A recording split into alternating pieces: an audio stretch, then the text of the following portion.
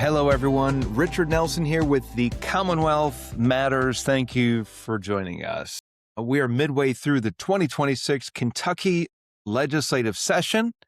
Well over 1,000 bills have been introduced between both the state House and state Senate, and only a fraction will get enacted into law, which I think is a good thing for the most part, because there are plenty of bad bills, bad ideas out there. But I want to focus on a couple of bills on this program that I think are, for the most part, good. So I want to highlight some positive legislation, a couple bills that aren't so good. But before that, I want to address a question that I see debated in some of the online commentary, particularly in Christian media realms. I saw there's a discussion, there's a podcast between two prominent Christian leaders about the extent that Christians should be involved with government. And it was interesting. This is a debate that surfaces, probably has come about ever since the time of Christ. To what extent should Christians be involved in society in general? And in our context here, to what extent should Christians be involved with government? I believe that we shouldn't. I mean, there are entire denominations or groups. I think of the Amish and the Mennonite. We've got some up in Bald Knob, Kentucky, where I live, and they're not involved. They believe that it's unspiritual or not a Christian duty to be involved. But what does the Bible say? Should Christians be involved with government? Should they be involved with elections? If so, to what extent? And I'm just going to just touch on this briefly. God cares about government. God cares about righteousness. God cares about justice. In fact, he raises up leaders all throughout history to speak to righteousness and justice and morality. Half of our heroes in the Old Testament were involved with government. The other half were prophets that often spoke against governmental leaders. So God cares about these things, righteousness, justice. He cares about government, integrity of our leaders. And he cares about these things in our personal lives, yes, but he cares about these things in the life of societies as well. So if you're a follower of Jesus, you should care about the things that God cares about. This means that when we collectively get together and do something called public policy, in other words, our state government or local government, when our leaders get together to hash out policies and the rules by which we live under, we should share our perspective when we have an opportunity. We should speak truth into areas of governing and what is right. Stand against the things that are wrong. Warn others when there's bad policy. So consider a few verses with me.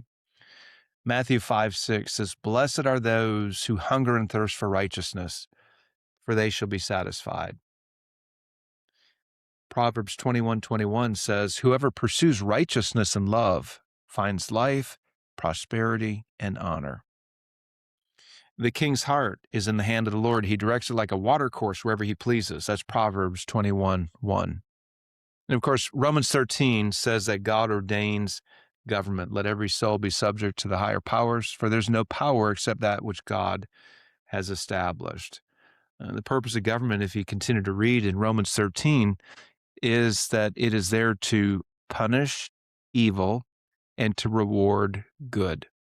Without government, you have a free-for-all. There are no rules, no guardrails, and society becomes a dangerous place. So government is here for a reason, again, specifically to ward and to stand against evil, and then to reward the good. All right. I think you already knew my perspective on Christians' involvement with government. If I wasn't convinced of that and convinced of what Scripture says to this, I wouldn't be doing this work. It is my deep, deep conviction that God's Word speaks to all of life. It speaks to our personal lives and how we ought to live. It speaks to how we can be reconciled to our Creator God through His Son, Jesus Christ. And it speaks to areas of government and public policy as well. I know some of you might be thinking, well, what about imposing your values? Or what about Christian nationalism. By the way, I'm going to be doing a podcast next week with the Kenwood Institute on the topic of Christian nationalism. So I guess stay tuned for that program, and I'll share some more thoughts on Christian nationalism from a Christian perspective, what I think is a biblical worldview on that.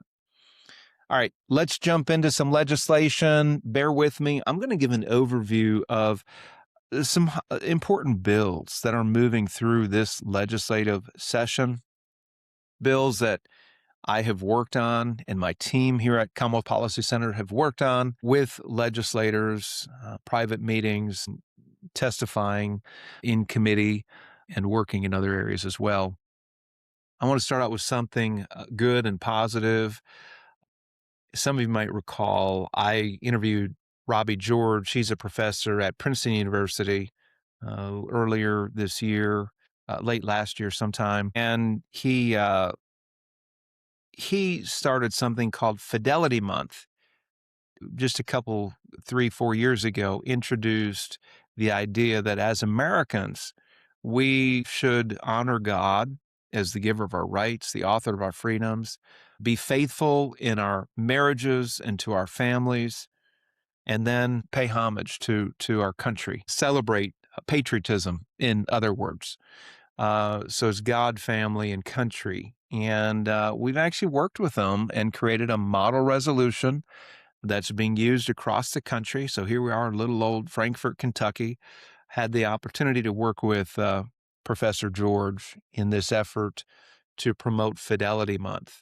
I'm going to read this to you. This is a version that we provided to him. It says, recognizes June 2026 as Fidelity Month, whereas the National Opinion Research Center and the Wall Street Journal found in an opinion poll that American support for traditional values such as faith, family, and patriotism are declining.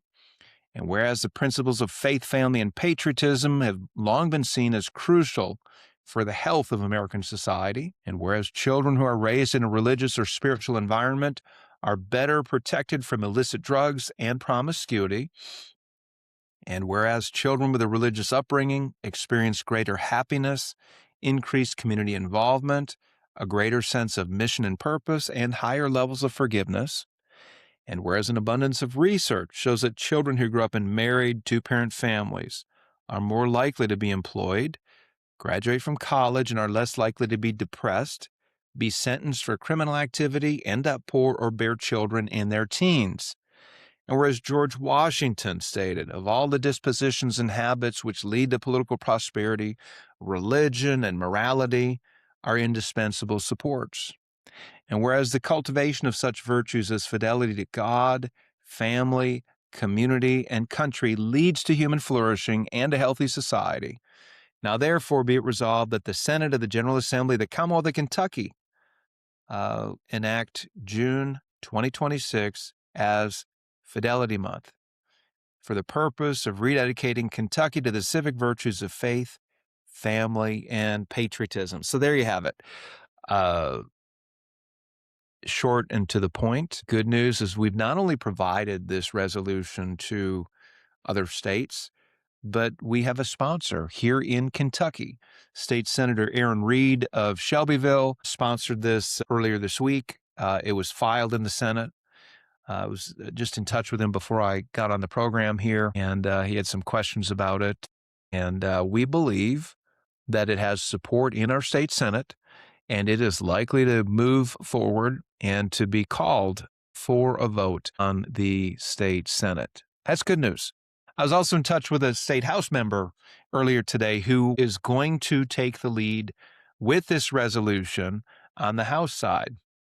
I'm really thrilled about this. Friends, I don't think something like this would have been passed 10 years ago. 10 years ago, 16 Democrats held the Kentucky House. Many of them were good people. I knew many House Democrats, but the leadership and the rank and file were doing things that the far left was pushing.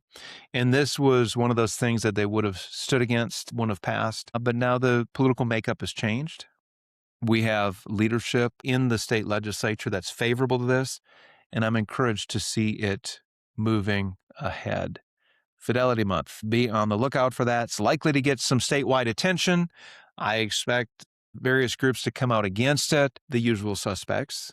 And just stay tuned and you'll see more. Hopefully it'll be positive news overall that you'll be seeing on this. All right, moving along, I want to touch on a number of other high-profile bills.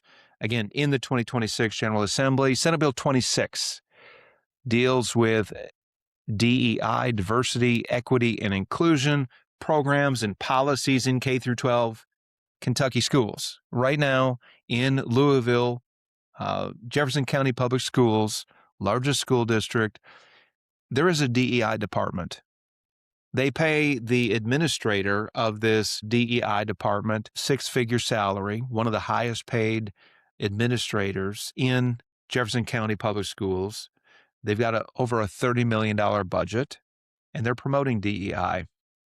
Now, what is the problem with DEI? I've been criticized. There's some people who say, hey, this is just creating a level playing field.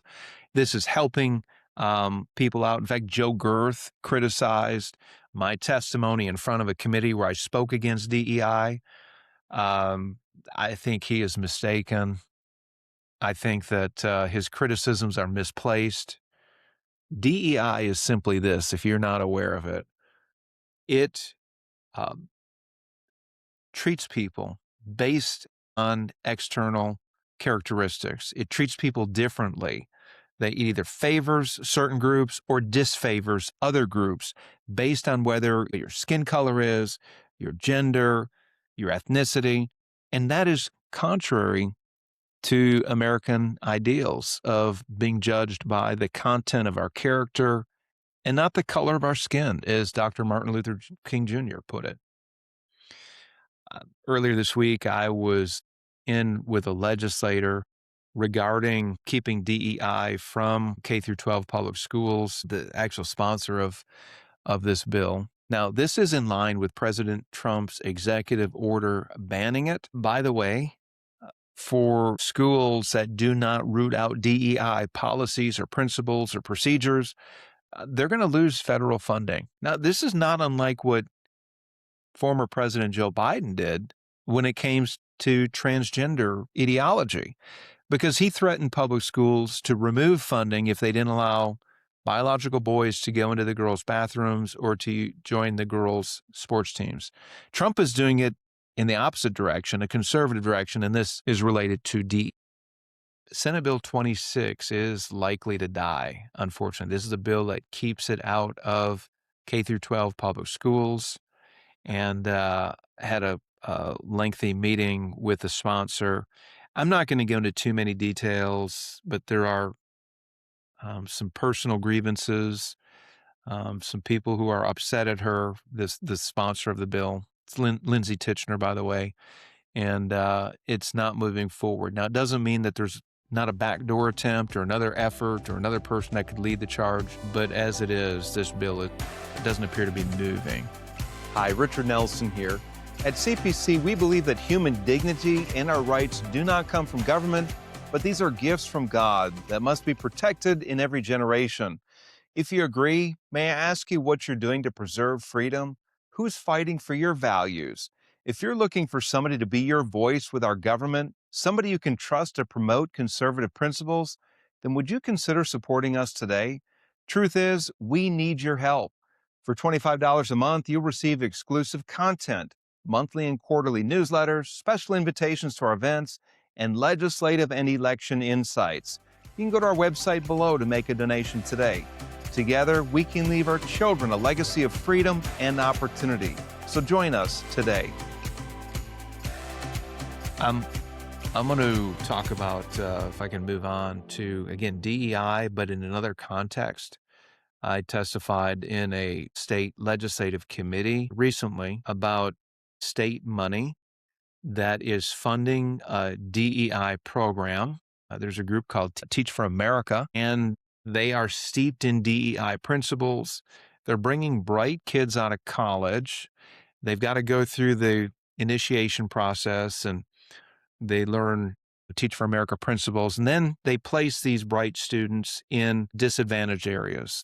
In Kentucky, there is a headquarters in the mountains of eastern Kentucky. I believe, I want to say it's out of Hazard. And I talked about Teach for America. I talked about the dangers of DEI, how this really should have no place in publicly funded schools, talked about the discrimination aspect. And after I was done with my testimony, and it was documented, I think it was accurate, well documented, tried to represent my position as best as I could. The lobbyist for Teach for America testified on behalf, of course, of taking the money, which $1.4 million, by the way, over 2 years, the last budget cycle. They're asking for the continuation of that funding for this next budget cycle. But he essentially said that my testimony was scurrilous. It was slanderous against DEI. I was accurate, told the truth, cited the sources. But I say this because money's involved. This person who is critical of me, and that, by the way, that's the arena that I'm in. I, feel called to be here. That happens. You're going to be criticized or misrepresented. But this person makes a pretty good chunk of money. He took in over $750,000 from his clients last year. Now, I'm not questioning whether or not somebody should be paid for what they believe they're worth. That's apparently what his clients believe he's worth. But I would say this, that when money is involved and when somebody's contract is at stake, often that becomes the most important thing, and whether or not to fight for it or to advocate for its continuation makes people do the wrong things sometimes. And that's no secret. But friends, some things more than money should motivate us. A sense of justice and righteousness, good policy. How about fairness to the taxpayers? These are things that I and my team at CPC are fighting for. There are some things more important than money. We're not getting rich doing this. We're blessed to have support from across the state. We're blessed to be able to do this kind of work. Money is not the motivator for it, though. And I say that as an important point of contrast. All right, moving on to another issue related to money, gambling in Kentucky. Gambling is endemic to our culture. We've had horse racing since forever. If you just go down the road from here into Lexington, you're in horse country. Beautiful farms, by the way. I love the farms. I love the fields. I love those rock walls and fences. Gorgeous country. Horses are beautiful. Personally, I could do without the gambling. I don't think that gambling is conducive to a healthy society. Some people may be able to do it as a entertainment somehow. Many people cannot do that as entertainment. But as a principle, I think that gambling is not a positive endeavor. By the way, you're not going to see in Scripture, thou shalt not gamble. However, you do see principles that speak of not chasing fantasies. You do read in the Proverbs of he who makes his money grow little by little is wise. You see another proverb that says, an inheritance quickly gained in the beginning will not be blessed in the end. A gambling jackpot is like a huge inheritance that you get. And many people do not have the discipline or capacity to manage a huge amount of wealth that they come into. And there's a danger with that. I think of in Fiddler on the Roof when Tevye talked about riches and look, if riches are a curse, may I be smitten, he said. Of course, he was joking about that. He and his family were living in poverty. And I don't wish for people to live in poverty. I wish that they'd be lifted out of it. But friends, let me be clear. Gambling and putting a wager on a horse or putting money into a slot machine is not your ticket to getting out of poverty. It leads to more poverty, if anything. And that can be documented as well. So, all right, let's talk about legislation. House Bill 582. It would increase the gambling age from 18 to 21. It also bans prop betting. Good things. Kentucky is one of only 7 states that allows 18-year-olds to gamble. It increases the age to 21. And then prop betting. This is where people have the sports apps on their phones, the FanDuel and DraftKings and all the other things out there. And they can have their phone out and they can do prop bets in the middle of a game. When they're watching a football game, they can bet whether or not their team gets a first down or whether or not their team scores so many points before the half, or whether or not the quarterback gets sacked so many times is very addictive. It's very easy to do, and it's a very likely way to lose a lot of money in a short period of time.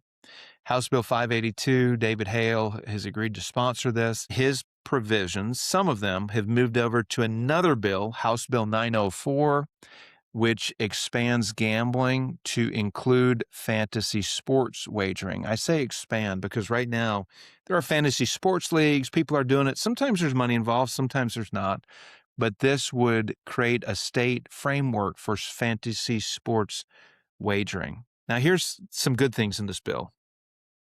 It increases the minimum gambling age from 18 to 21. It bans prop betting on college sports, doesn't deal with the pro sports, but on the college sports.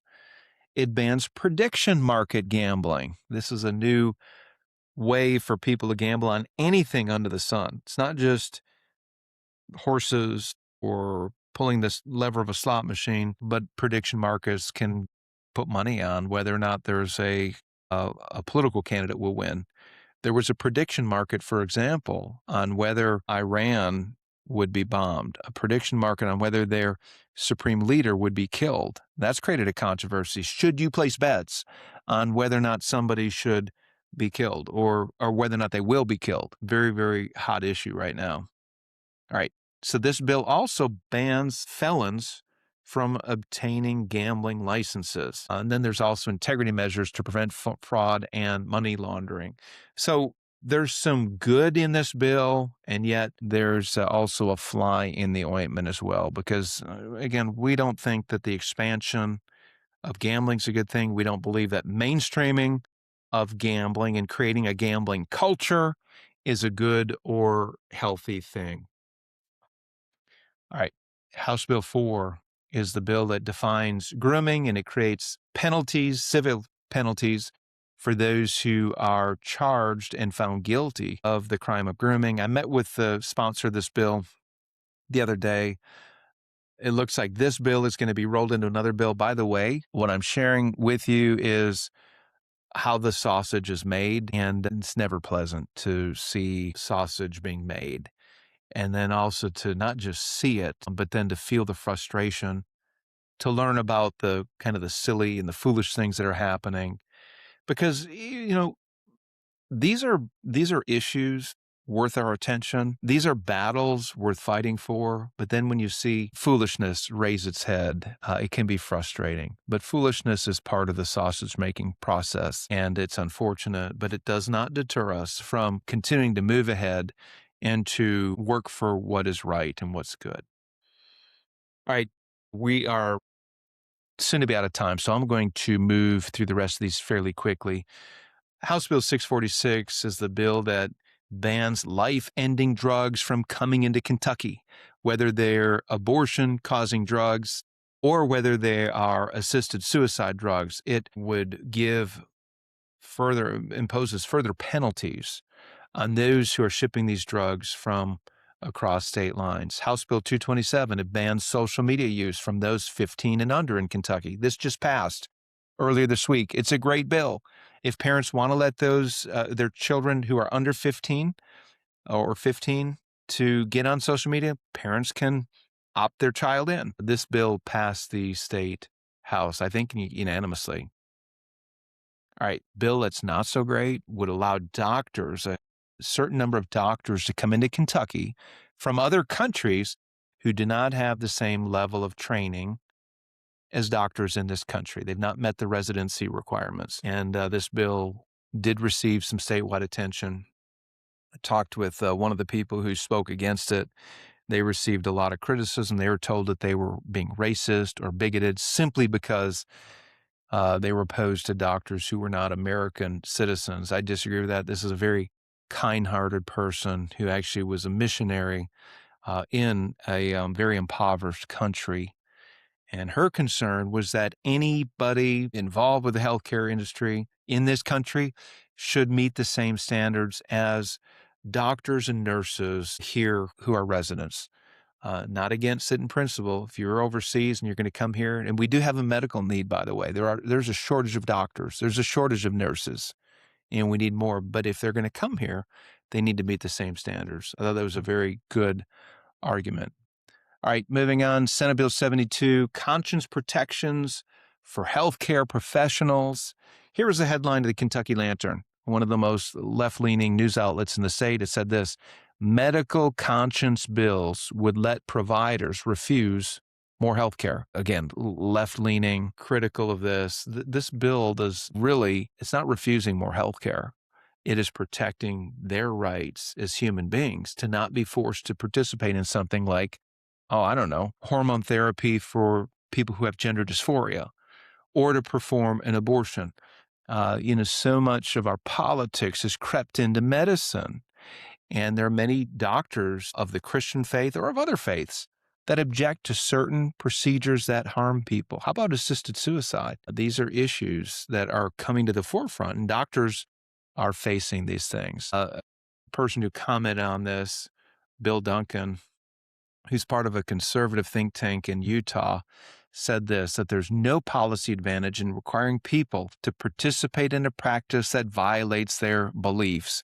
Well said. We have not had to deal with these kind of issues, abortion, gender transitions, assisted suicide. These are relatively new in the history of our country. But one thing that has been a longstanding principle is that we have protected religious freedom, and its derivative, conscience rights, is a First Amendment protection. And we forget that. Senate Bill 72 hits the reset button, if you will, and it does maintain conscience rights for our healthcare professionals. All right, these are the bills that we are tracking and working on. There are some others that I did not mention, but these are the highlights at this point. I want to encourage you to do this as I wrap up the program. Pray for your legislators. Pray for Governor Andy Beshear. Pray that God would bless them with wisdom and discernment, and that they would do what's right and good and healthy, upholding our basic human rights, and then working for policies that lead to human flourishing. If you care to, you can call the legislative message line. The number is 800-372-7181. 800-372-7181, and you can leave your opinion and your perspective on any of these issues that I talked about. All right, we are out of time. Thank you so much for joining me on the Commonwealth Matters, and until next time, may God bless you.